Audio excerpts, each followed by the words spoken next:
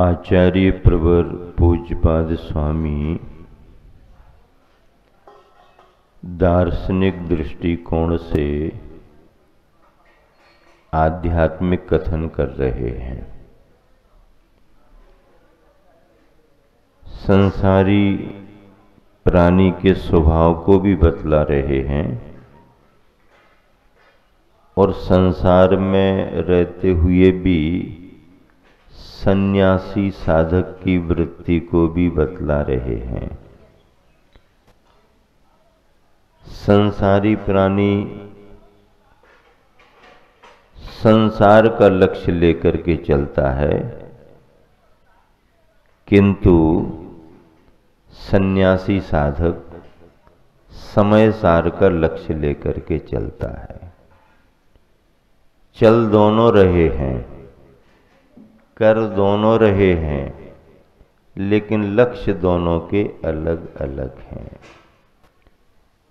संसारी प्राणी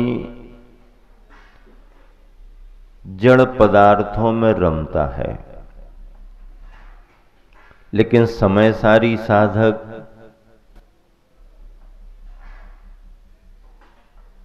जड़ पदार्थों में न रमकर अपने जीवन की खोज करता है। संसारी प्राणी पदार्थों में उलझता है, समयसारी साधक परमार्थ का आनंद लेता है। कितना बड़ा फर्क है। ऐसे साधकों के लिए आचार्य महाराज कहते हैं कि वह चलते फिरते उठते आते जाते हुए भी यह क्या है, कैसा है, किसका है, क्यों है, इन विकल्प जालों में नहीं पड़ता। अगर उसका उपयोग उस तरफ जाता भी है तो वह तुरंत ही वापस आता है। अरे मैं यहां कहां चला गया, मेरा तो दूसरा स्वभाव है, मुझे तो दूसरा चिंतन करना है। ऐसी अवस्था को लेकर के वह पदार्थ और पदार्थ के परिणमन में निर्विकल्प भाव रखना चाहता है। पदार्थ के प्रति भी और पदार्थ के परिणमन के प्रति भी निर्विकल्पता का भाव रखना चाहता है। यही साधक की अंतर्वृत्ति, उपयोग की एकाग्रता अध्यात्म कहलाती है। इसी को अध्यात्म कहते हैं। हाँ, अध्यात्म में आत्म केंद्रित परिणाम होता है। आत्म केंद्रित परिणाम का मतलब है अपने से संबंधित ही विचार। ये अध्यात्म है। इष्टोपदेश ग्रंथ अध्यात्म प्रधान ग्रंथ है, जिसमें परिणामों की निर्मलता, उपयोग की स्थिरता और आत्मा की शुद्धता की चर्चा की जा रही है। इस श्लोक नंबर 44 है। देखो, मिलान करो। साम्य भावी योगी छूटता है। कर्मों से छुटकारा कौन पाता है? जो साम्य भावी हो, वीतरागता का अनुभव कर रहा हो, साम्य भावी हो, निर्मोही हो। क्यों? आचार्य महाराज क्या कहते हैं? रत्तो बंधदि कम्मम मुंचदि जीवो विराग संपन्नो एसो जिनोपदेशो तम्मा कम्मेसु मारज्य। जिनेंद्र भगवान ने क्या कहा? राग से कर्मों का बंध होता है। खत्म बात। अब इसमें कोई दो विचार नहीं, दो मत नहीं। राग से कर्मों का बंध होता है, भगवान का उपदेश हो गया। किससे कर्मों का बंध होता है? राग से। कर्म बंध क्या कहलाता है? कर्म बंध क्या है? जीव के परिणामों का निमित्त पाकर के पुद्गल की वर्गनाएं कर्म रूप परिणत होकर जीव के प्रदेशों में एकमेक पने को लेकर के घुल मिल जाती हैं। इसका नाम कर्म का बंध है। कर्म पौद्गलिक है, जीव के परिणाम चेतनात्मक हैं। जीव के परिणाम किसी अवस्था में अचेतन नहीं हो सकते और पुद्गल की वर्गनाएं किसी अवस्था में चेतन नहीं हो सकती। पुद्गल की वर्गनाएं जड़ात्मक हैं, जीव के परिणाम चेतनात्मक हैं। ऐसे जीव के चेतनात्मक परिणामों के निमित्त से, अर्थात जीव में होने वाले राग द्वेष परिणामों के निमित्त से पुद्गल की वर्गनाएं कर्म का रूप लेकर के जीव के प्रदेशों में एकमेक पने को प्राप्त हो जाएं। दूध में पानी डाल दिया, अब जब पानी मिक्स हो गया, घुल मिल गया, अब अंतर ही समझ में नहीं आ रहा कि पानी कहाँ कहाँ है और दूध कहाँ कहाँ है। अलग अलग रखा तो समझ में आ रहा है, ये एक कटोरी पानी, ये एक कटोरी दूध, दोनों अलग अलग, दूध का कलर अलग, पानी का कलर अलग, इसकी गंध अलग, इसकी गंध अलग, इसका स्वाद अलग, इसका स्वाद अलग।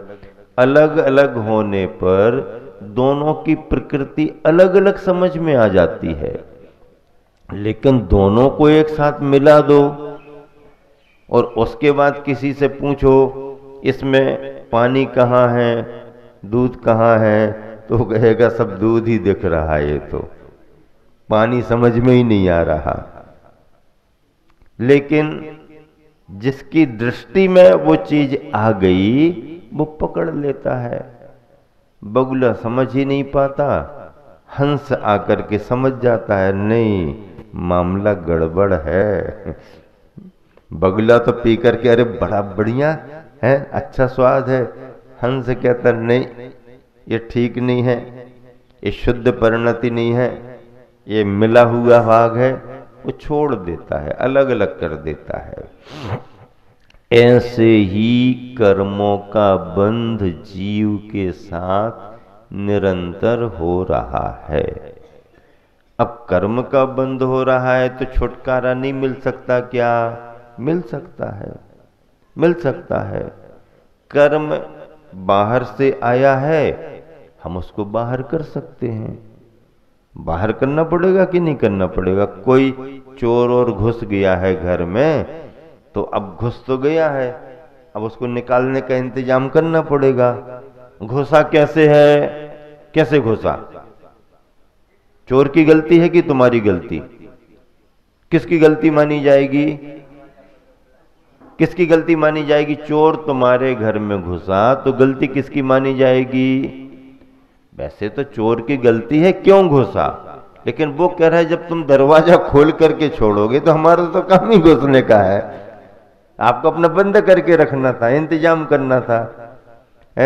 हम तो तोड़ करके भी घुसने वालों में, फिर तो तुम खुला छोड़ रहे हो। हाँ, तो जीव अपनी लापरवाही से, प्रमाद से जब असावधानी करता है तो कर्म के चोर आ ही जाते, अंदर आते हैं।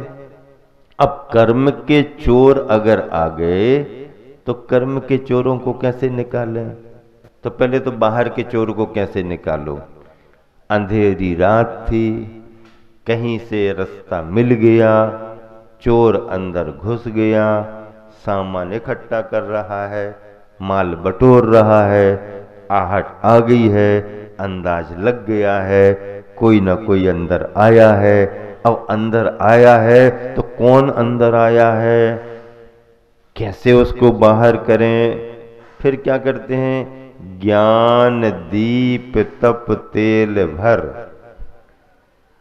ब्रह्म सोधे घर छोर, घर सोधे ब्रह्म चोर, या विद बिन निक से नहीं बैठे पूरब चोर। ये जो चोर आकर के बैठ गए ना पहले से, ये ऐसे निकलने वाले नहीं हैं। क्या करना पड़ता है इसके लिए? अगर कहीं से कुछ ऐसा लगा कि कोई आ गया है, अंधेरा है, तो सबसे पहले तो जहां से आने की संभावना, उस दरवाजे को जाके पहले बंद करो ताकि निकल ना पाए, ताला डाल दो। और दरवाजे बंद करके ताला डाल के फिर उजाला करो। उजाला करेंगे तो दिखेगा कौन कहां पर है। और अगर नहीं दिख पा रहा, छिप गया है, तो थोड़ा सा डंडा बजाना शुरू है, हल्ला करना शुरू करो, चोर चोर चोर, अरे सुनो भाई, आजू बाजू वाले सुनो, आ गया है, आ गया है, हल्ला करो। और डरेगा, डरेगा, घबराएगा। और फिर जहां आप इकट्ठे होके यहां वहां देखोगे तो वो कहीं छिपा हुआ पकड़ में आ जाएगा। क्या? ज्ञान दीप तप तेल भर, ज्ञान के दिए में तप का तेल भरो। कौन से दिए में? ज्ञान के दिए में तप का तेल भरो और निश्चिंत होकर के घर का शोधन करो। ऐसो जिनोपदेशो, ये जिनेंद्र भगवान का उपदेश है। लिख रहे हैं आचार्य कुंद कुंद स्वामी, लेकिन क्या कह रहे हैं कि मैं भले ही लिख रहा हूं, लेकिन ये उपदेश तो जिनेंद्र भगवान का है। हम कह रहे हैं, लेकिन सर्वज्ञ भगवान की वाणी है। अगर हमारी ही वाणी होती तो कोई संदेह कर लेता, हम छद्मस्त हैं, पक्का पता है कि नहीं है। लेकिन भगवान की वाणी है, तो भगवान की वाणी केवल ज्ञान की वाणी है, केवल ज्ञान से जुड़ी हुई वाणी है। ऐसो जिनोपदेशो, यह जिनेंद्र भगवान का उपदेश है। अब जब जिनेंद्र भगवान का उपदेश है तो क्या करें? तम्मा कम्मेसु मारज, इसलिए हे भव्यात्मा, कर्मों से राग मत करो। राग करोगे तो नया नया कर्म का बंद होगा और ये चैन चलती रहेगी। साइकिल की चैन है ना, है, अंत कब आता है उसका? शुरुआत कहाँ से होती? न शुरुआत पता न अंत पता, वो तो घूम रही है।